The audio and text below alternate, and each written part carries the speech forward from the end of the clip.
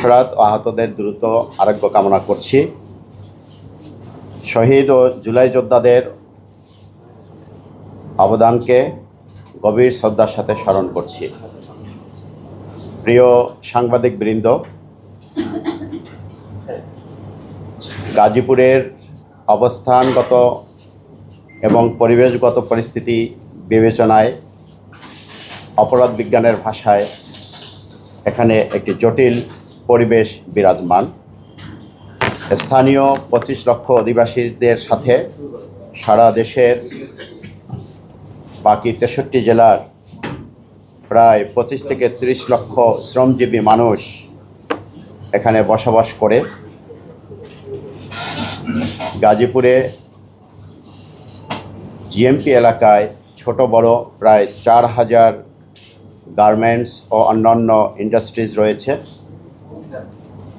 এসব প্রতিষ্ঠানের বিভিন্ন ব্যাকওয়ার্ড লিঙ্কেজ ব্যবসা, অ্যাক্সেসরিজ সাপ্লাই, ঝুট, স্ক্র্যাপ ব্যবসা ইত্যাদি অপ্রাতিষ্ঠানিক ব্যবসার সহজলভ্যতার কারণে এখানে বিশেষ ধরনের অপরাধ প্রবণতা লক্ষণীয়। এখানে মাদকের অত্যন্ত প্রকোপ রয়েছে। এই মাদক ইটসেলফ নিজেই একটা অপরাধ এবং এই মাদক অন্যান্য অপরাধও সৃষ্টি করছে। ছিনতাই, চুরি, পকেটমার, অপহরণ, হানি ট্র্যাপ ইত্যাদি অপরাধের প্রবণতা এখানে দেখা যায়। জায়গা জমির মূল্যবৃদ্ধি এবং রাজধানী ঢাকার সন্নিকটে থাকার কারণে জমি দখল বেদখল, নীরব চাঁদাবাজির প্রবণতা এখানে রয়েছে। এ সমস্ত অপরাধ নিয়ন্ত্রণের জন্য আমি গত নভেম্বরে যোগদান করার পর থেকে সর্বোচ্চ গুরুত্ব দিয়ে কাজ শুরু করি। গত 6 মাসে আমরা জিএমপিতে 1854টি মামলা রুজু করেছি। এর মধ্যে হত্যা মামলা হয়েছে 20টি, ডাকাতি মামলা হয়েছে 60টি, ছিনতাই মামলা 28টি, শিদেল চুরি 16টি, অন্যান্য মাদক মামলা হয়েছে 812টি, অস্ত্র মামলা হয়েছে 60টি, অন্যান্য অপরাধে 735টি মামলা রুজু হয়েছে। এ সময়ে আমরা 3217 জন আসামিকে গ্রেপ্তার করেছি। আমি একটু বলে রাখি যে আমি ছিনতাই গ্রেপ্তারের এখানে সংখ্যাটা কম মনে হয় 28, কিন্তু ছিনতাইকে বিভিন্ন ক্যাটাগরিতে ভাগ হয়ে যায়। ছিনতাই হাতে নাতে যেটা ধরা হয় সেটা আমরা দ্রুত বিচারে আইনে মামলা নেই। অস্ত্রসহ যেটা ধরা হয় সেটা আমরা অস্ত্র মামলায় নেই, এবং প্রস্তুতিকালীন যদি ধরা হয় তো সেখানে আমরা ডাকাতির প্রস্তুতি মামলায় নেই। এভাবে আমরা 28টি ছিনতাই মামলায় 46 জন, 60টি ডাকাতি মামলায় 23 জন, 57টি ডাকাতির প্রস্তুতির মামলা, বেসিক্যালি অধিকাংশ ছিনতাই 354 জন, 60টি অস্ত্র মামলায় 377 জন। এটার অধিকাংশই হচ্ছে 8-10টি ছাড়া অধিকাংশই হচ্ছে ছিনতাই, এবং 812টি মাদক মামলায় 988 জন মাদক ব্যবসায়ী।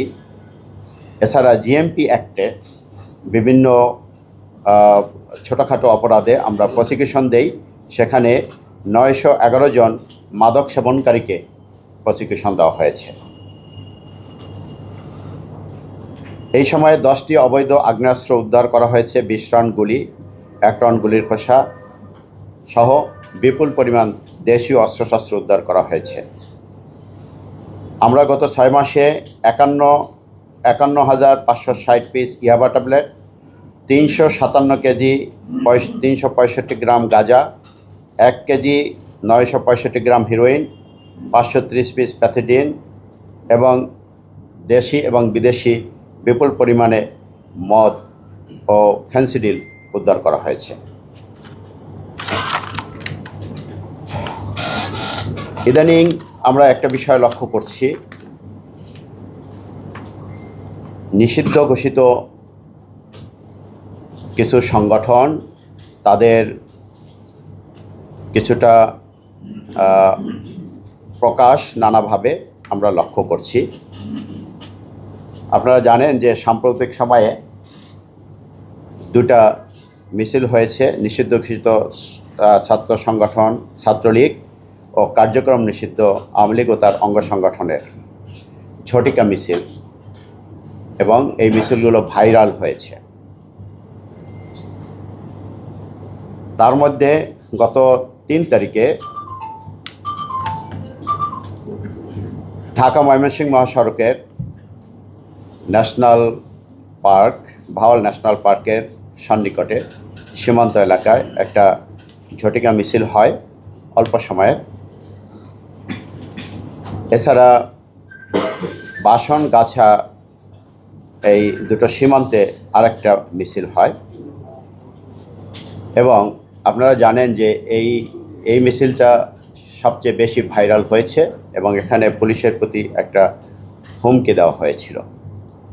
আমরা এই দুটো ঘটনাকেই খুবই গুরুত্ব সহকারে নিয়েছি, এবং আরও ছোটোখাটো দু একটা হয়েছে রিমোট এলাকায়। এই প্রত্যেকটা ঘটনাই আমরা সন্ত্রাসবিরোধী আইনে মামলা গ্রহণ করেছি। কারণ হচ্ছে যে আপনারা জানেন দেশের প্রচলিত আইনে নিষিদ্ধ ঘোষিত আরও কতিপয় সংগঠন আছে, জঙ্গি সংগঠনও আছে কিছু। এদের যে কোনো ধরনের কার্যক্রম, প্রচার, প্রপাগান্ডা, সেটা সামাজিক যোগাযোগ মাধ্যমে হোক বা যেভাবেই হোক, সেটা সন্ত্রাসবিরোধী আইনের অপরাধ। আমরা মূলত পেশাদারিত্বের সাথে অপরাধ নিয়ন্ত্রণের চেষ্টা করছি। আমরা যেখানে অপরাধ হচ্ছে সেখানেই আমরা চেষ্টা করছি সে অপরাধগুলো যাতে আমরা যথাযথ ব্যবস্থা গ্রহণ করতে পারি এবং যারা অপরাধ করছে জড়িত ব্যক্তিদের গ্রেপ্তার করতে পারি। তো এই দুটো ঘটনাই টোটালে আমাদের 60টি মামলা হয়েছে। 60টি মামলায় 95 জনকে গ্রেপ্তার করা হয়েছে, এবং এই ঝটিকা মিছিলে অংশগ্রহণকারী, সহায়তাকারী, অর্থ প্রদানকারী হিসাবে এবং প্রচারণায় অংশগ্রহণকারী হিসাবে আমাদের আরও শতাধিক ব্যক্তিকে আমরা চিহ্নিত করেছি। তাদেরকে আইনের আওতায় আনার আমরা চেষ্টা করছি। গত 28 তারিখে টঙ্গী পূর্ব থানায় ঝুট ব্যবসাকে কেন্দ্র করে একটা মহড়া হয়। সে মহড়ার ঘটনাটাও বিভিন্ন মিডিয়ায় ভাইরাল হয়। এখানে একটা আমরা মামলা গ্রহণ করেছি, এবং মামলার এজাহার নামীয় 9 জন এবং এজাহার বহির্ভূত আরও 10 জনকে আমরা গ্রেপ্তার করেছি। বাকি যারা মহড়ায় অংশগ্রহণ করেছিল অধিকাংশই আমরা চিহ্নিত করতে পেরেছি। আমরা তাদেরকে আইনের আওতায় আনার চেষ্টা করছি এবং অব্যাহত থাকবে আমাদের। আমি আপনাদের সামনে স্পষ্ট ভাষায় বলতে চাই যে ঝুট ব্যবসা এবং অন্যান্য যে ব্যাকওয়ার্ড লিঙ্কের যে সমস্ত ব্যবসা আছে, সেই ব্যবসা নিয়ে দখল বেদখল, কোনো মহড়া, অস্ত্রের প্রদর্শনী, মাছল পাওয়ার বা মাছল শক্তি সেটা প্রদর্শন, এটা আমরা কঠোর হাতে দমন করব। সেটা যে ব্যক্তি করুক, যেই করুক, আমরা তার কোনো পরিচয় আমরা কনসিডারে নেব না। আমাদের কনসিডারেশন হচ্ছে সে একজন অপরাধী, সে যে অপরাধ করছে সেই অপরাধের যথাযথ শাস্তির জন্য আমরা তাকে বিজ্ঞ আদালতে সোপর্দ করব। আপনারা জানেন আমরা মাদক নিয়ন্ত্রণে আপ্রাণ চেষ্টা করে যাচ্ছি।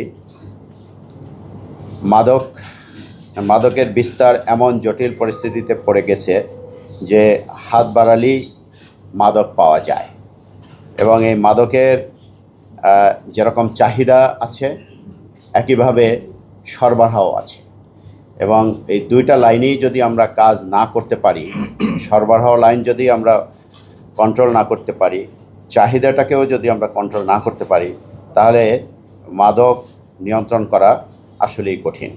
পাশাপাশি আরেকটা ইস্যু আছে এখানে মাদকের সাথে, সেটা হচ্ছে মাদক আসক্ত। যারা ইতিমধ্যে মাদক আসক্ত হয়েছে তাদের রিহ্যাবিলিটেশনের একটা ব্যবস্থা করা প্রয়োজন বলে আমি মনে করি। আমাদের পার্ট থেকে আমাদের যত বিপিসি বাংলা, সংবাদের আস্থা।